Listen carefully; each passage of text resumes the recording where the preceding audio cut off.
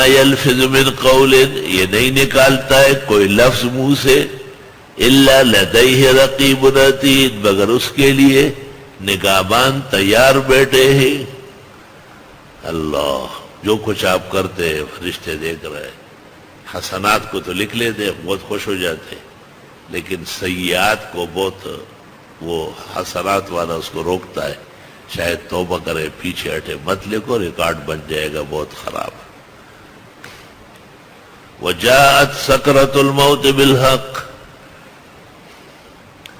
وہ ہمارے گاؤں میں ایک خان تھا، اور اس زمانے میں اس کے پشاور اور نوشہرہ میں بنگلے تھے اور پیٹرول پمپ وغیرہ تھے، اور اسی نے گاڑی خریدی۔ اس زمانے میں بہت بڑی گاڑی جو ہوتی تھی وہ شورلیٹ کار ہوتی تھی، وہ شورلیٹ کار چلاتے تھے۔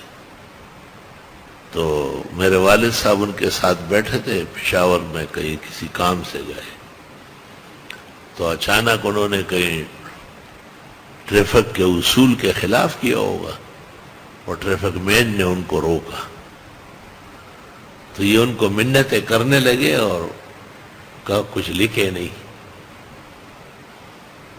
میرے والد صاحب نے کہا لکھ لیتا تو کون سی قیامت آ جاتی۔ میرے والد کہا آپ کو معلوم نہیں ہے، یہ لکھنا آج بہت آسان ہے، لیکن کل جب یہ عدالت میں نکلے گا نا، پھر اس کا جواب دینا مشکل ہو جائے گا۔